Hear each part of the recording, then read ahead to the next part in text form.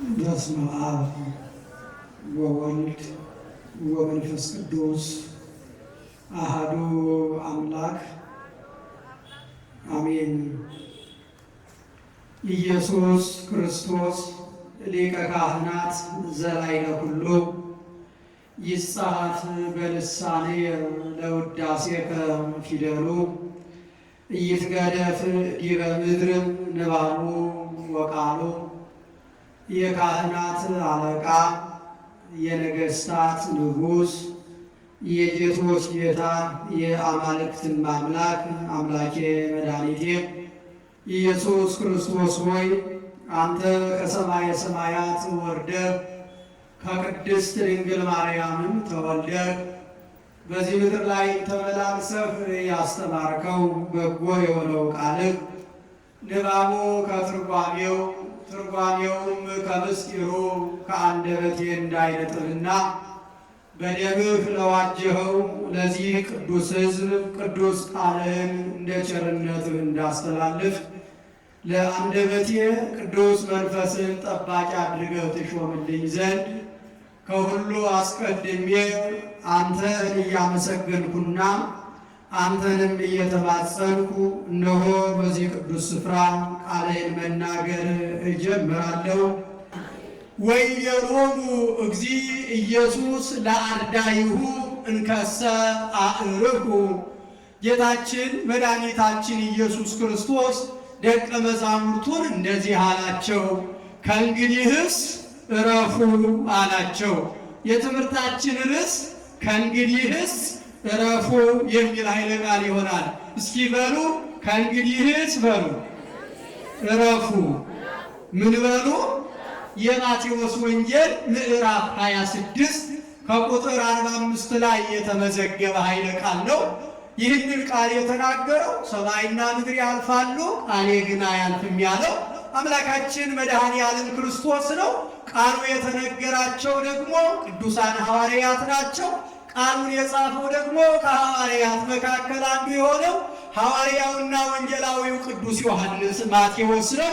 ቃሉ የተነገረው መጋቢት 26 በዚህ ሰዓት አካባቢ መድኃኔ ዓለም ክርስቶስ ለእኛ ብሎ ተላልፎ በክፎች እጅ ሊሰጥ በቀረበበት ሰዓት ላይ ይህንን ቃል ተናግሮታል። ከእንግዲህስ ምን በሉ አለ? እረፉ አላቸው። የሚያሳርፍ ጠፍቶ ለ5500 ዘመን እረፍት የሆነችው የእግዚአብሔርን ቦታ ለቀን ወጠን ተሰደን የዲያብሎስ ባሪያዎች ሆነን አምላካችን እግዚአብሔር ናፍቆን መኖሪያችን ቦታ ረስተን ነበርና ያንን ቦታ ሊሰጠን ወያግቦሃ በዘትካት ምርምር ወደ ቀደመ ክብሩ አዳምን ሊመልሰው የመጣ አምላክ እግዚአብሔር እነዚያ ቅዱሳን ሐዋርያት አዎ ዘይቷን ለቤዛ ብዙኃን ለትውልዱ ሁሉ የሚሰጥ የዓለሙ ድኅነት ሥጋዬ ደሜ ይህ ነው፣ ይህንን ጠጡ፣ ይህንን ብሉ ብሎ ከሰጣቸው በኋላ ቅዱሳን ሐዋርያት በሉ ጠጡና ደከማቸው ይላል መጽሐፍ። ምን አላቸው? ክርስቲያኖች ደከማቸው። ሰው ከበላ ከጠጣ በኋላ ወደ መኝታ ነውና የሚያመራው። የእኛ አምላክ የእኛ ጌታ የሁላችን አርአያና ምሳሌ ሊሆን በዚያ በማቴዎስ ወንጌል ምዕራፍ 6 ላይ በተራራው ስብከቱ እንደምን ዋላችሁ? በተራራው ስብከቱ ላይ አንትሙሰ ወበትጼልዩ ከመ ዝመሩ አቡነ ዘበሰማያት፣ እናንተስ በምትጸልዩ ጊዜ እንዲህ ብላችሁ ጸልዩ፣ አባታችን ሆይ በየት የምትኖር ምን አላችሁ? በሰማያት የምትኖር ብሏችሁ ጸልዩ ብሎ በቃል ያስተማረውን በመጨረሻው ሰዓት በተግባር ሊያስተምረን ጸሎትን የሚቀበል አምላካችን እግዚአብሔር መድኃኒታችን ኢየሱስ ክርስቶስ ወሆነ በቀነ ዱጋኔን እንደሆነና ተወርሮ የሚያልፉበት ሰዓት ያህል እልፍ ብሎ ሲጸልይ ደቀ መዛሙርቱ ደክሟቸው ምን ብለው ነበር ይላል መጽሐፍ? ተኝተው ነበረ። ሲጸልይ ቆየ። የእኛ አምላክ አባ አልፋ ለዛቲ ጽዋ እምኔችን ጽዋ ከሊያሳልፋት ወባቱ ፈቃደ ዚአከ ይኩን ዋኮ ፈቃደ ዚአየ፣ ነገር ግን ያንተ ፈቃድ ይሁን እንጂ የኔ ፈቃድ አይሁን እያለ ምድራዊን ፈቃድ ሳይሆን ከባሕርይ አባቱ ጋር አንድ የሆነ የሆነውን ፈቃድ ሲናገር ደቀ መዛሙርቱ ተኝተው ነበረ። አንዳንድ ጊዜ ክርስቲያኖች መጸለይ ባለብን ሰዓት ላይ፣ መጣራት ባለብን ሰዓት ላይ፣ ወደ እግዚአብሔር በመጮህ ሰዓት ላይ ተኝተን ይሆናል። ማን ያንሳል? አንተ የተኛህ ንቃ ይላል ቅዱስ ጳውሎስ። ንቃ መዋዕት ይዘት ነው እስመ ያበረለከ ክርስቶስ። አንተ የተኛህ ንቃ። ማን ያበራልሃል? በሉት፣ ማን ያበራልሃል? እስመ ያበረለከ። ጨለማ ነው ብትል ጨለማ በሱ ዘንድ የለም። እንቅፋት አለ ብትል እንቅፋቱን ያስወግድላል። አንተ የተኛህ ንቃ። ወደ ማን ተጣራ? ለዚህ ነው ወደ ቤቱ የምንሰበሰበው ክርስቲያን። ልብ በሉ፣ ያ የደከመው ማንነታችን እረፍትን እንዲያገኝ ነቅተን ጸንተን ወደ እግዚአብሔር እንድንጣራ ያ እንዲያሳርፈን አምላክ እረፍቱን እንዲሰጠን ለሁላችንም እረፍቱን ያድለን። ተኝተው ነበር ሐዋርያት። ተነሳ፣ ቀሰቀሳቸው። ተነሱ፣ የምትተኙበት ሰዓት አይደለም። አሁን ወደ ፈተና እንዳትገቡ ትጉና ምን በሉ ጸልዩ አላቸው። ወደ ምን እንዳትገቡ? አቤት ወደ ፈተና ምን አትበለን ነው ምነው ስንጸልይ? ወደ ፈተና ምን አትበለን? ታግባብ ብለን እንጸልያለን። አሁን ወደ ገሃነም፣ ወደ መከራ ስጋ፣ ወደ መከራ ነፍስ፣ ወደ ሲኦል፣ ወደ መከራ አታግባን፣ ከዚህ አውጣን። አሜን፣ ያውጣን። ወደ መከራ ትኩና ጸልዩ አላቸው። ቅዱሳን ሐዋርያት ግን አሁንም በእንቅልፍ ፈዘው ነበር ይላል መጽሐፍ። በእንቅልፍ ፈዘው ደክመው ነበረ። እንደገና መለሰና መድኃኒታችን ኢየሱስ ክርስቶስ ያለ የቅድሙን ጸሎት ይቺ ጽዋ ከኔ ትለፍ። አባቶቻችን ይችን ጽዋ ሊጠጣት የመጣት ጽዋ አይደለች። ይችን ጽዋ ለእኛ ብሎ ሊጨልጣት የመጣ አምላክ አይደለ። ያቺ ጽዋ ለዘላለም ከኛ እንድንታል፣ ያቺ የመከራ ጽዋ፣ ያቺ የሲኦል ጽዋ፣ ያቺ ዲያብሎስ ባሪያ ተብሎ የመጠራት ጽዋ ከኛ እንድታል ለእኛ ብሎ ይጸልይ ነበር። አያሌ ውስጥ ምሳሌ ሊሆነን ምሳሌ ሊሆነን አምላካችን እግዚአብሔር ክብር ለስሙ ይሁንልን። ያለ ይጸልይ ነበር። ታውት እንመለስ። እያችሁ ክርስቲያኖች እንደገና ሄደ ጸለየ። ወደ ዋናው ልመለስ። ተመልሶ ሲመጣ ተኛ። ከዚያ በኋላ ደቀ መዛሙርቱን ቀሰቀሳቸውና ጊዜው ደርሷል፣ ከእንግዲህስ እረፉ አላቸው። ከእንግዲህስ ምን በሉ? ይቺ መነሻ ናት ክርስቲያኖች። ከእንግዲህስ የምትለዋ ከዚያ በፊት የነበሩት ዓመታት እነዚህ የብሉይ ኪዳን የጨለማው ዘመን ተብሎ የተጠሩ አምላካችን እስኪመጣ እስኪወለድ ድረስ የነበሩ እነዚያ የዲያብሎስ ባሪያ ተብሎ የተጠራንባቸው ያላረፍንባቸው ዘመናት፣ ወደ ተከፈተ ገነት ወደ ተነጸፈ እረፍት እንዳንገባ የተከለከልንባቸው ቀናት፣ የዲያብሎስ ባሪያ ተብለን እየተዘመረልን ልብ በሉ እየተዘመረልን በመላእክት አንደበት ይትባረክ እግዚአብሔር ዘፈጠረ ዘንተ ሰብአ። እንዲህ አይነቱን ሰው የፈጠረ ማን ይመስገን? ማን ይመስገን?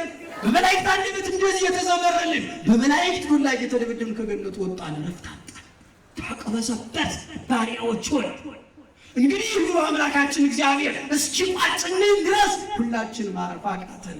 ያሳረፈን ያ እረፍት መጣ። ያ ባሪያዎች የነበረው ልጆቼ ብሎ ሊጠራን የአምላክ መጣ። የአምላክ ጸለየ፣ ጊዜው ደረሰ። ጊዜው ሲደርስ ሐዋርያትን ቀሰቀሰና እንዲያውም ተኙ እረፉም አላቸው። ሰዓቱ ደርሷል አላቸው። ከዚህ በኋላ ሰዓቱ ምን ብሏል? ይገርማችኋል። በተለይ እንደ ዮሐንስ ወንጌል አጻጻፍ አባቶቻችን ሲናገሩ መድኃኔዓለም ክርስቶስ ከዚያ ከሰርጉ ቤት ቀን ጀምሮ ጊዜ ገና ነው፣ ጊዜ አልደረሰም የሚሉት ቃላት ይዘረደሩ ነበረ። ቀራንዮ አደባባይ ላይ ለተአር ዋዜማው ላይ ስንደርስ ግን ጊዜ ደርሷል፣ ሰዓቱ ቀርቧል ይላል። ሰዓቱ ምን ይላል? ቀርቧል ይላል። ያ ሰዓት በደቀ መዝሙሩ አማካኝነት በክፎቹ ተላልፎ የሚሰጥበት፣ ያ ለእኛ መስዋዕት የሚሆንበት፣ ሁላችንን ነፃ የሚያወጣበት፣ ሲኦልን የሚበረብርበት የእረፍት ጊዜ። የምን ጊዜ? እናም ክርስቲያኖች ይህንን ሲያነሱ አባቶቻችን ነገርን ከስሩ ውሃን ከጥሩ አሉና ሶስት እረፍቶች አሉ አሉ። እነዚህን አጠር አድርጌ እገልጻለሁ። ስንት አልኳቸው? ሶስት የሰው ልጆች እንዲያርፉባቸው ሌሎቹ እንዳሉ ሆነው በእነዚህ ውስጥ የሚካተቱ ሆነው ሶስት ታላላቅ እረፍቶች እግዚአብሔር አዘጋጅተዋል አሉ። ስንት አልኳቸው? የመጀመሪያው እረፍት ማበሳቢት ዕለት አረፈ እግዚእነ ኩሉ ግብሩ። ጌታ እግዚአብሔር ሊሰራው ካሰበው ስራ ሰራ፣ ፈጸመ፣ አረፈ የተባለበት በአይሁድ አጠራር እረፍተ ሰንበት ተብሎ የሰንበት እረፍት ማለት ነው። ቅዳሜ ማለት ነው። ማን አልኳችሁ? ቅዳሜ ተብሎ የሚጠራው አምላካችን በኦሪት ዘፍጥረት ምዕራፍ 2 ከቁጥር 2 ጀምረን ስናነብ አምላካችን እግዚአብሔር ከእሑድ ጀምሮ እስከ ዓርብ ድረስ ፍጥረቱን ፈጥሮ ቅዳሜ አረፈ ይላል። ምን አላልኳችሁ?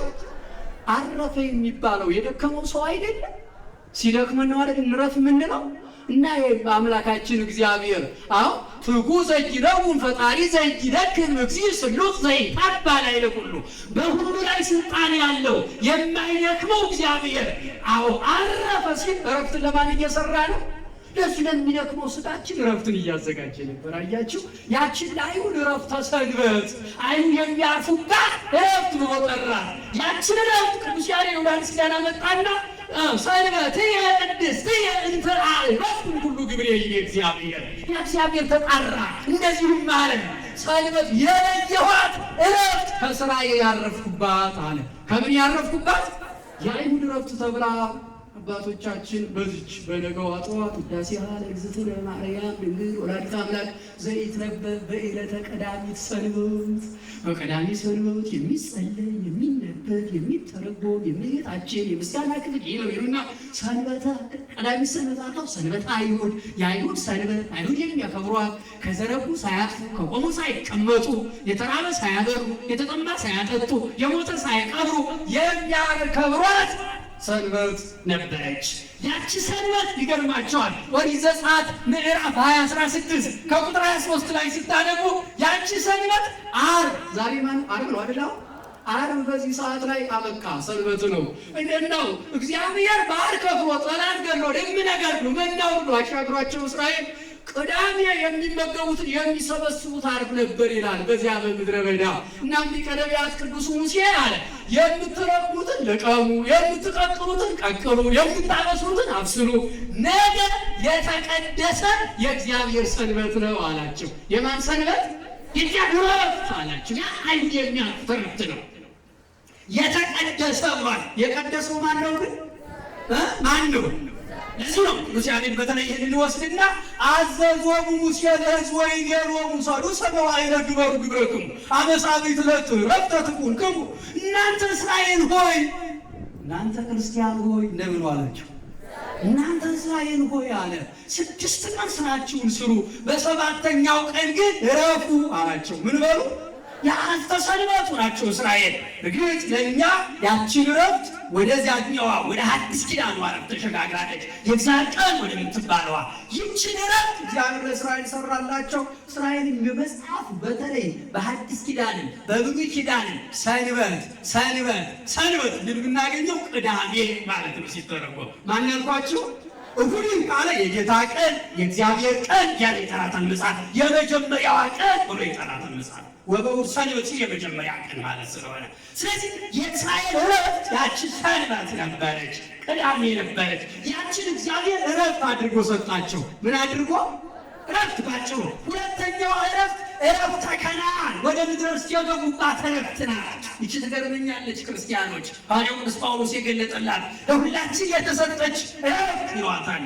እስራኤል ዘሥጋ 215 ዓመት በምድረ በዳ በግብፅ ሀገር በመከራ ከኖሩ በኋላ እግዚአብሔር ሊያወጣቸው ፈቀደና ካወጣቸው በኋላ በምድረ በዳ ቅድም እንዳልኳችሁ ባህር ከፍሎ ደመና ጋርዶ ምናውርዶ ደማው እየመገባቸው ያችን እረፍት አወርሳቸዋለሁ አላቸው። ያችን እረፍት ምናቸዋለሁ እሰጣቸዋለሁ ብሏቸው እስራኤል ኦሪት ዘኍልቍ ምዕራፍ 13 ላይ 12ቱ ነገደ እስራኤል 12 ሰዎች መርጠው ወደዚያች እረፍት ቦታ ላኩ።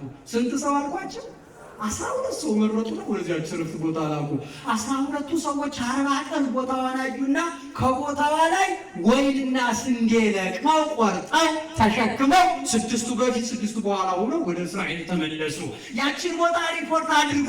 እንዴት ናት አሏት። ያቺ ቦታማ መልካም ናት። ያቺ ቦታማ ምድር ሰናይ እንተዘልፈ የውጻዳር ማመት ትርሳ ወዳበት ምድር ሰናይ ቋቆ ከምድረ ግብፅ እንደ ግብፅ ምድር ሰው የሚገደልባት ቦታ ሳትሆን እንደ ግብፅ ምድር እናት በማህፀኗ ያሉ ልጆቿን አይኗ እያየ ከጭቃ ጋር የምትቀላቅልባት ሳይሆን መልካም ምድር። ምን አይነት ምድር?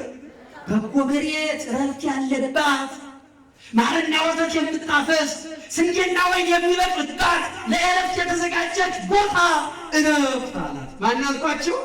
ቅዱስ ያሬድ ሙሴን በውስተ ኦሪት ይልና ምድር ሰናይ ቋቆ ከምድረ ግብፅ እንደ ግብፅ መሬት አይደለች እግዚአብሔር ያዘጋጃት ያቺ ምድር እረፍት ይችላል ሐዋርያው ቅዱስ ጳውሎስ በዕብራውያን መልእክቱ ምዕራፍ 4 ስታነቡት እንግዲህ የቀረ ዕረፍት አለ አለ።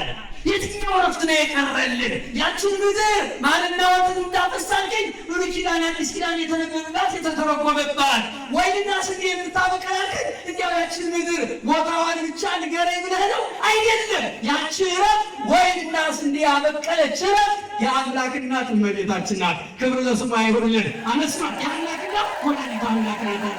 ያቺ ዕረፍት ወይንና ስንዴ እንደተገኘባት ወይኑ በደሙ ስንዴው በስጋው ተመስሎ ስጋውን ቆርሶ ደሙን አፍስሶ እንድንበላው እንድንጠጣው ዕረፍትን ያዘጋጀ የዕረፍት ቦታ ወላዲተ አምላክ ቅድስት ድንግል ማርያም ነበረች። ማን ነበረች አልኳቸው?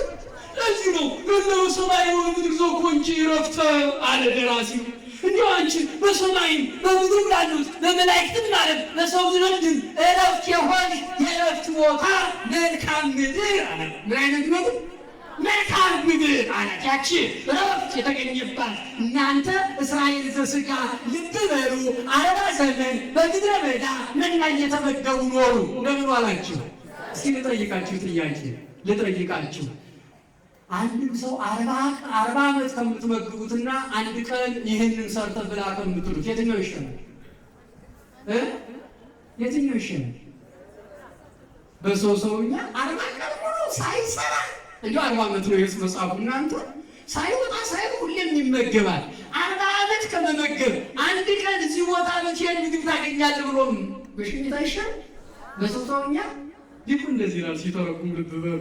አምላካችን እግዚአብሔር 40 ዓመት ሙሉ እንዲሁ እስራኤል መገባቸው። ምን ያህል 40 ዓመት ከመመገቡ አንድ ቀን የዮርዳኖስን ባህር ከፍሎ እስራኤልን ወደ ምድረ ርስት ወደ ዕረፍት ቦታ ያስገባቸው። ወዳጅ እሱ አይደለም። ልብ በል ደስ ጽናት ለዚያች ምድር ብቻ ይሰልን ለሐዲስ ኪዳኗ ምድር ወይንና ስንዴ ለበቀለበት ለእመቤታችን ደጅ ጽናት ነበረ እንጂማ በእግዚአብሔር ዘንድ የሚሳነው ምንም ነገር ባይኖረው 40 ዓመት ቢመግብ አንድ ቀን ቢያጣቅም በእግዚአብሔር ዘንድ ያው ነው። በእግዚአብሔር ዘንድ ያው ነው። 40 ዓመት ቢመግብ አንድ ቀን ሊያጣቅም ይችላል። ግን 40 ዓመት ተቆጣይ ኩባለ ይትውልድ ከመይቦ ውስጥ ረፍቲው ማሐቁ በማቴ መዝሙር 95 ቁጥር 11 40 ዓመት አለ። የአባችን ጽናት ጉዳይ ነው ወዳጄ። ያቺ ምድር ዝም ብሎ ያኛው የሚገባባት ሳይሆን የተጣራ የሚገባባት ምድር ያቺ ማንና ወተት የምታፈስ ምድር ዕረፍት ተብላ የተጠራች ማናት አልኳችሁ?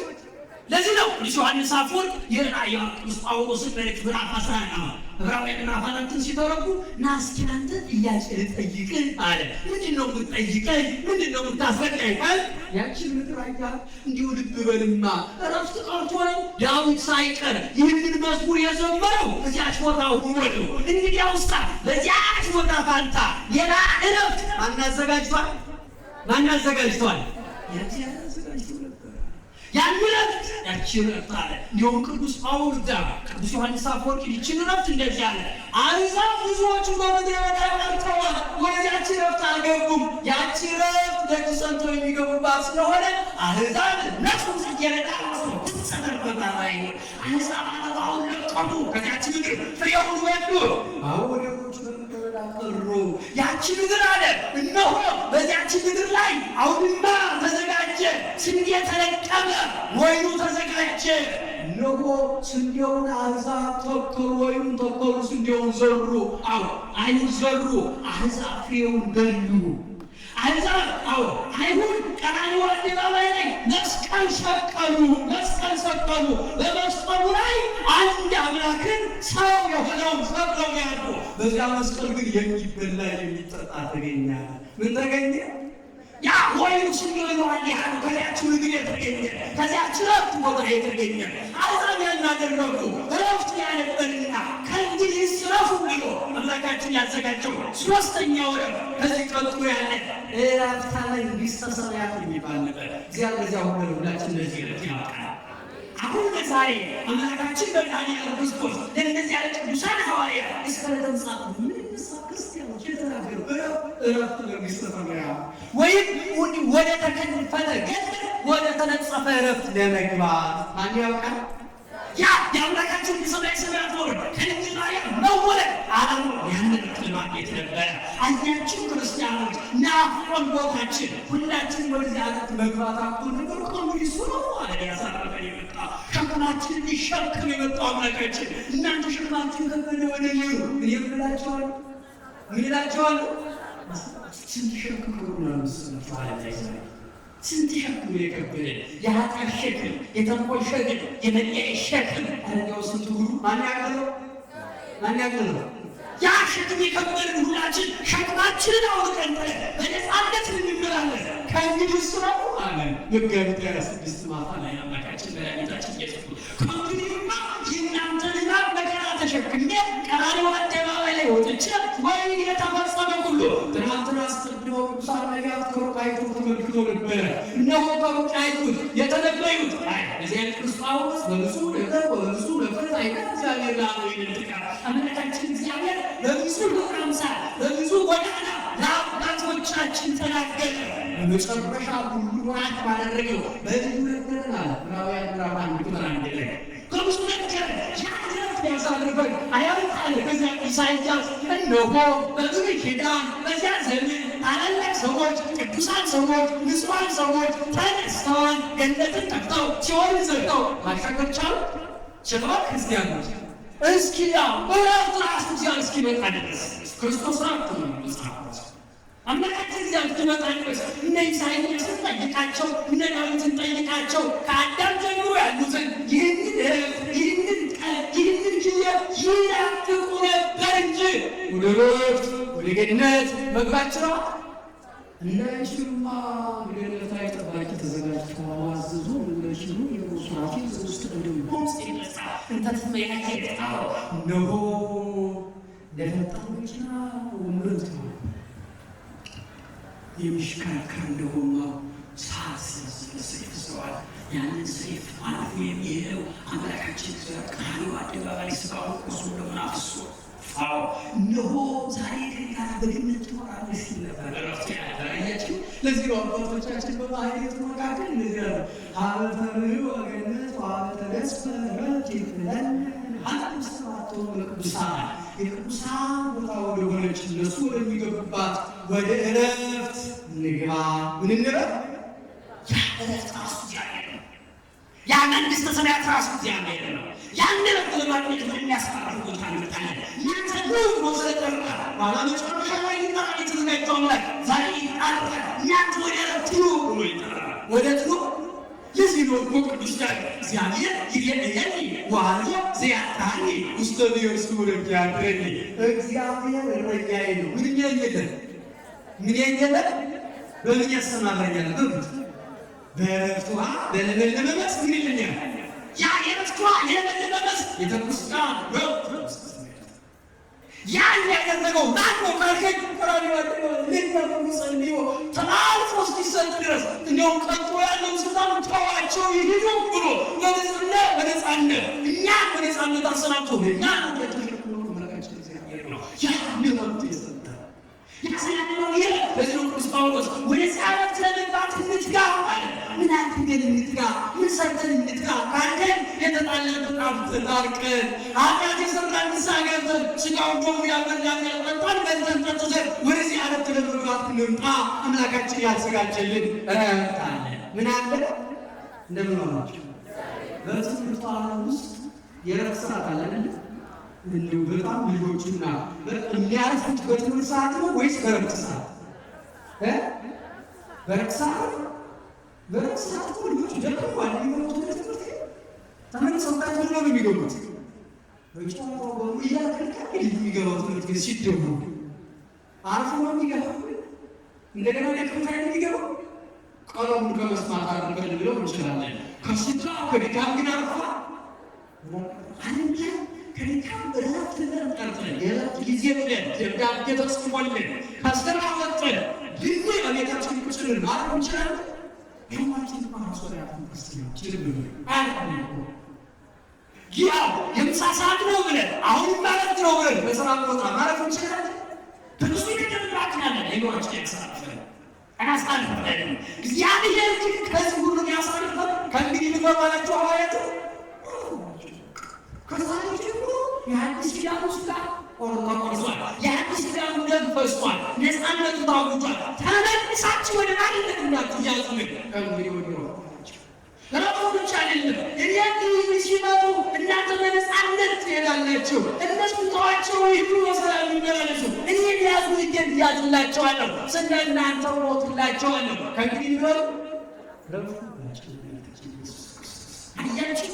አሁን ይህንን ቀን ስናስብ፣ አሁን ይህንን መግቢያ ስናነሳ ከእንግዲህ ነው ያለው አምላካችን ከሩቅ ከቅርብ በዚህ ታላቅ ቤተክርስቲያን የጠራ ምን ያደርገን በበረከት ያሳልፈን ነው፣ በሰላም ያሳልፈን ነው፣ በእውነት ያሳየን ነው። ናምባ ድንገር ያዳዊት ይጽፋል፣ ያነባል፣ ይተረጉማል። ስለ የትኛው ወቅት መሰለን? ስለ ሰንበት እንዳይሆን ያኛው ሰንበት አለ፣ በዚያም ሆኖ መጻፍ ይችላል። ስለ ምድረ ክርስትና ልክ በቦታ ሆኖ የናፍቅና ፍቃድ እነሆነም ይመለከታል። ወደ እግዚአብሔር ይጣራል። ክንድን ካሪያውና ይችላል። የእግዚአብሔር ይርዳ ያወዝግኝ የላበት ነፍቆ የለ ያለት ሳምንት ነው ያልከኝ እሱና ወዳጆቹ ዘመዶቹ በስልጣናቸው ያለብቻ አልቻሉ። የአምላክን ሰው መሆን የሚፈልግ የአምላክን መታመቀል የሚፈልግ ያምረት ነበረ። ያምረት ወደ እግዚአብሔር ቤት መመለስ፣ ያምረት ከእግዚአብሔር ይኖር፣ ያምረት ሰይጣንን ማሸነፍ፣ ያምረት የእግዚአብሔር ልጅ ተብሎ መጠራት፣ ያምረት ዲያብሎስን ማሸነፍ፣ ያምረት የእግዚአብሔር ልጅነት ስልጣን ማግኘት ነበረ። ይህን የሚሰጠን ማግኘት ረፉ እንዲያውስ ነው።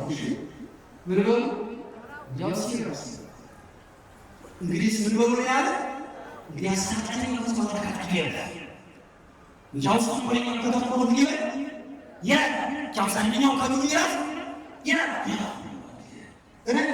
ሲያነባሱ ይጠላል በሌላ ነው ምን ያገር ያለው ምን በል ያን ነገር ምናምን ያለው ያን ነገር ነው ምን ያሰራ ታድርገው አይደለ ኃጢአት የሰራው ሰው ምን በል ነገርኛ ሰው ካለ ምን ይላል አዎ ከእግዚአብሔር ግን አባካለሁ ወደዚህ ናና ምን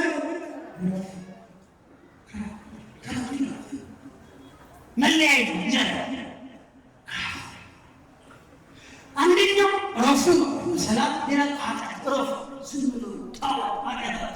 ከዚህ በኋላ ያ የተዘጋው ወንድ የሚካፈትበት በመስቀሉ የሚበረበርበት ሰይጣን ጅል ያደርገሳሉና ከእንግዲህ ምለው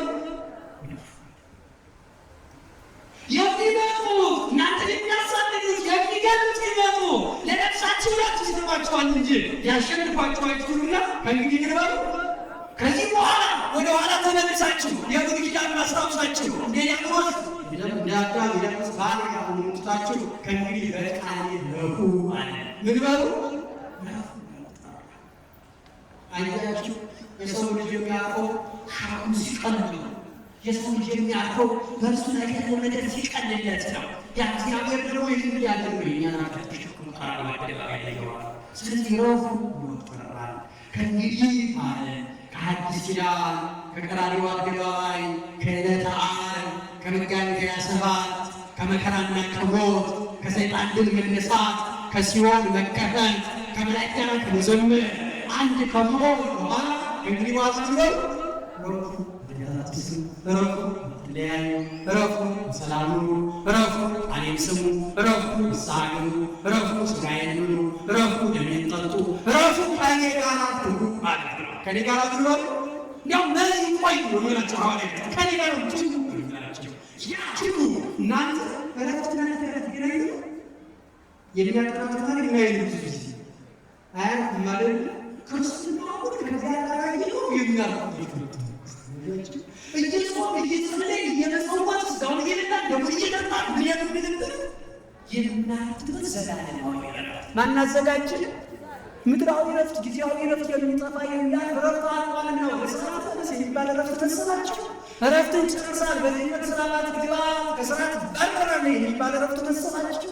የረፍት እኮ ከመላእክት ጋር ቅዱስ ቅዱስ ቅዱስ ሆ ማን የሚያመሰግንበት ረፍት ነው።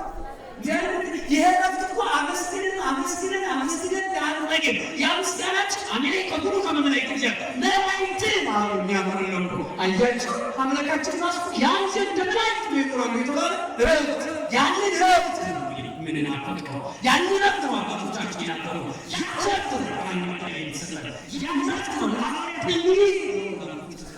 ያረፍት ተዋሪያት ብቻ አይደለም ያረፍት በዘመኑ ለነበሩት ብቻ አይደለም ለሁላችን የተሰጠ ዘላለማዊ ረፍት ነውና በዚህ ረፍት እንድንኖር ማን ይርዳል እንደምን ዋላችሁ ድብድቡ ስርጭቱ አለላይ በቸክቹ በሌላው ወደ ገና ቃሉን በመስፋት ሳንሰማ ገና ስላለች ክርስቶስ ቤተክርስቲያን በቤተክርስቲያን ወደታ ይሰማል ቃሉ ይዛላችሁ ገና ቤተክርስቲያን ገና ስቃውን ተወርስ ሲመለከት ገና የጣና ዛስ ሲሸተል ገና ቤተክርስቲያን ሲመለከት የውስጥ ረፍት ማን ይሰጠናል የማን ቃል ስለሆነ ነው አያችሁ ለተሻው አቆታል ይህንን ሰው ሌላ ሰው ፍጹም ተናግሮት ይሆን ቃሉን ረስተነው ዘንግተነው ሌላ ቃል ተተክቶበት ነበረ ዛሬ ግን እንደ አዲስ የተማርነው እንደ አዲስ የተዝናናንበት ያለው የማንቃል ስለሆነ ያ እግዚአብሔር ዛሬ ይመስል ከእንግዲህ ረፍቱ ተብለናል